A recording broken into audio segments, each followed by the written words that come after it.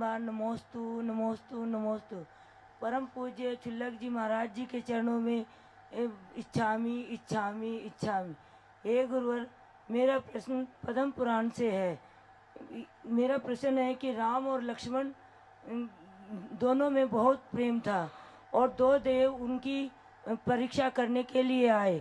जब राम ने लक्ष्मण से देवों ने आकर कहा कि राम की मृत्यु हो गई तो उन्होंने उसी समय उनके प्राण पखेरु हो गए। जिज्ञासा क्या है? तो महाराज जी, मेरी जिज्ञासा ये है कि उनमें पूर्व भव में कौन सा ऐसा मोह था कि जो ऐसा हुआ?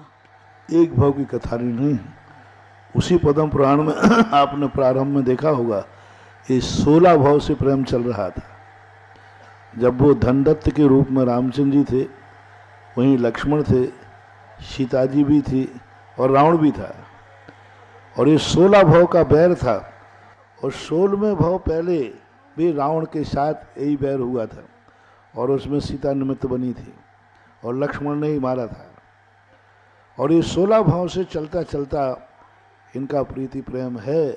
अब प्रेम तो वही कहलाता है जब व्यक्ति सामने वाले के लिए अपना सब सुख लुटा देता है और सामने वाले को सुखी करने के लिए कितना भी दुख उठाने को तैयार हो जाता है, इसी से प्रेम बन जाता है। लक्ष्मण देखो, रावण को रामचंद्र जी को वनवास जाना था, लक्ष्मण को क्या जरूरत पड़ी थी? कहीं ने लक्ष्मण के लिए तो नहीं कहा था, फिर क्यों गए वो?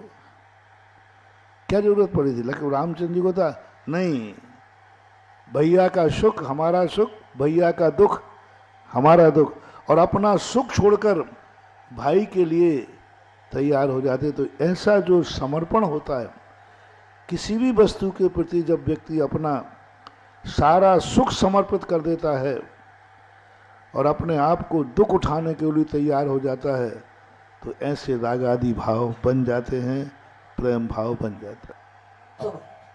कैप्टन वैभव जैन, इसके बाद तैयार रहेंगी श्रीमती दीप्ति जैन, दिल्ली। हेलो। गुरुदेव के चरणों में त्रिवार नमोस्तु और छुल्लक जी के चरणों में त्रिवार बंदामी इच्छामी। महाराज जी, महाराज जी, मेरा प्रश्न ये है कि हमको पुण्यतिथि मनाना चाहिए कि नहीं मनाना चाहिए?